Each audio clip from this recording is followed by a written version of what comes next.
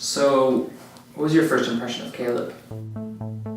I met Caleb at a startup convention in Minneapolis. He was running this booth with this crazy idea to build a swimming simulation for kids, to teach kids in developing countries how to swim. It was on a trip of personal discovery in the Himalayas. We got to a lake, so I stripped down, and of course I had 3 Sherpas. I handed them my clothes and I went into the water. And I looked at his stuff and I thought, you know, this could be great.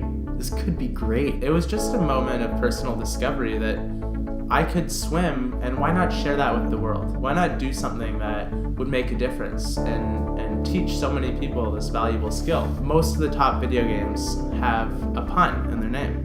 That was a pun. The title was a pun. What are friends for? What are friends for? We know friends are for teaching each other how to swim. If I could go to Pun Town with this game, we were going to go to Fun Town and we were going to make lots of hard, cold cash. 1 to 3 were just a means to 4. Water Friends 1 was supposed to establish us as leaders in the field. It did not do that. So we trudged along. Water Friends 2 and 3 were rough. They were rough. Caleb said we need to make one last big push. Water Friends 4 was obviously, that was the dream. We were pushing the boundaries. We were doing things that no other companies were doing. I thought we were doing great. You know, I thought that my posts were being seen by a large audience. We were almost at Water Friends 4. We didn't get there. We were going to teach kids everywhere to swim using a video controller. That would help a lot of people.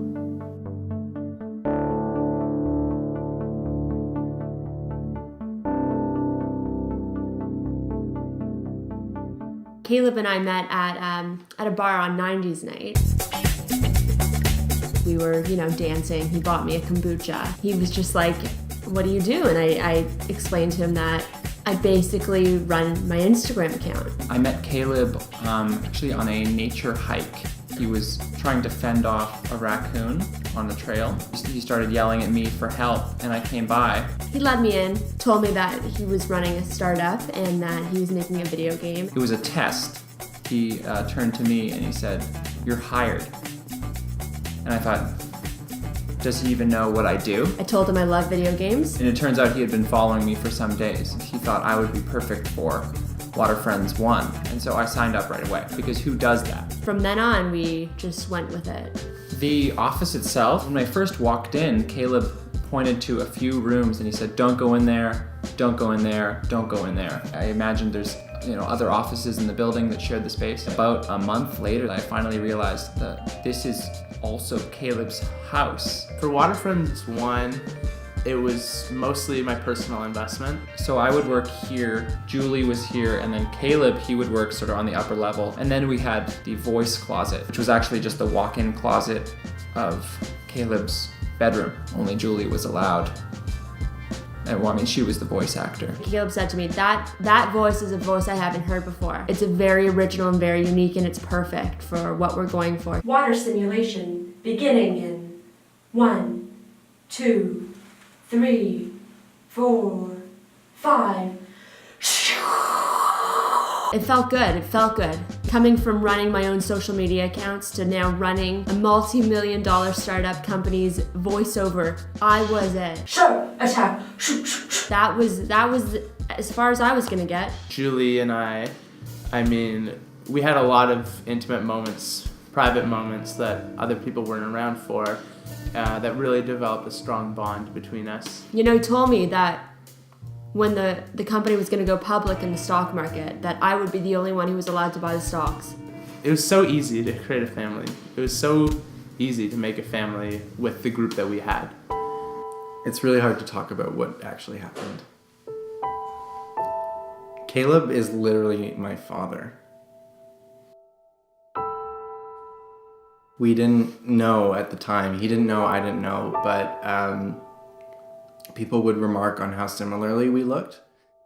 I knew that there was some connection, some very deep connection when I met him. Eventually, I told my mom that I was working for a man named Caleb, and she asked if he had a scar on his cheek right there. I said yes. We did DNA tests. He was very cooperative, and it was just very emotional. It was very emotional. I've always felt for Corey. I am sorry that he hasn't really had a father figure growing up. So I brought Corey onto the team because I thought that would be a good boost to his self-confidence.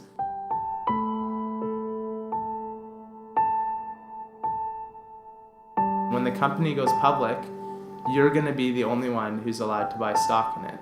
And that was the promise I made to Corey as my son.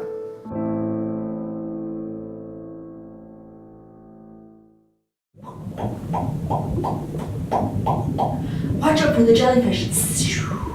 When I was looking for reviews for Waterfronts 1 and I didn't find any reviews anywhere, I started to worry. You know, any press is good press, and we weren't even getting bad press. We sold 7 copies, mostly to actually just people who were walking by the office, and we managed to get them to buy it. But we stayed optimistic, and I trusted my dad. I was part of the religion and this charisma that Caleb possessed. That's the kind of guy he was, you know, he could say something and you were on board. You were right there with him. We have a hard drive at the office, and everyone is there. Everyone's committed to doing a good job and getting the games done. At least once or twice or 3 times a month, we'd have what I call the hole in, which meant that you'd spend a whole week in the office, no breaks. We never left the office.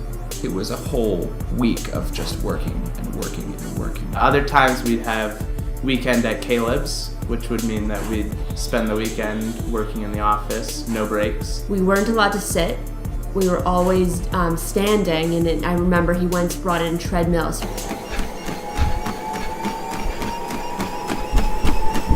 Tough stuff, but it definitely helped us. God, but we knew if we could just fight through this, we'll get to the pun money. And he promised that when his company went public, I would be the only one allowed to buy shares.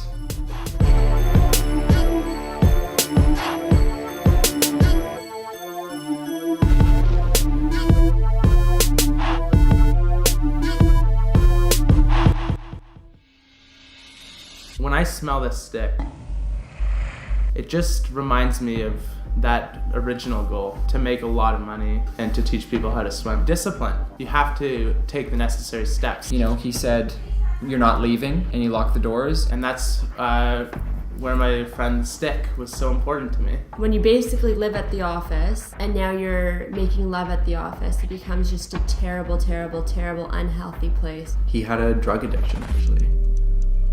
He was addicted to caffeine. It's a dark part of history. We had coffee in all the water coolers. He started to infringe upon everyone else's space. It smelled like mud and feces. That's when I said, okay, there's something going on here. My mom came to pick me up from work. I said, "Mom, I think it's time for you to confront him because he hates himself." I looked him in the eyes and I said, "Back up, homie, because enough's enough." Apparently he just couldn't handle it, and he just poured coffee all over himself.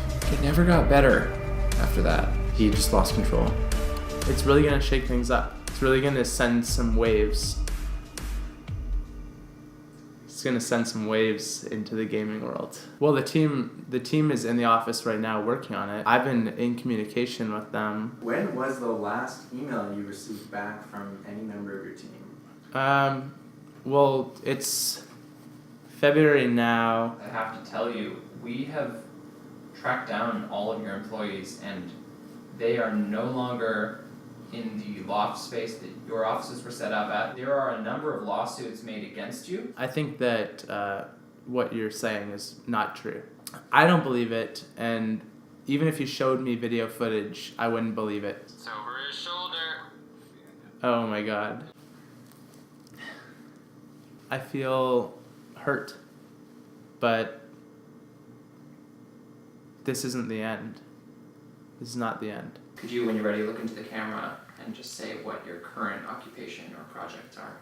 Currently, I'm doing basic coding for a refrigerator company. Right now I'm actually working as a packaging woman on a line at a meatpacking plant. I work at a bowling alley in South Beach. I am continuing to develop Water Friends 4, and hopefully we'll be going to Pun Town very soon. And I'm also a part-time aerobics teacher at Westmount Seniors Residences.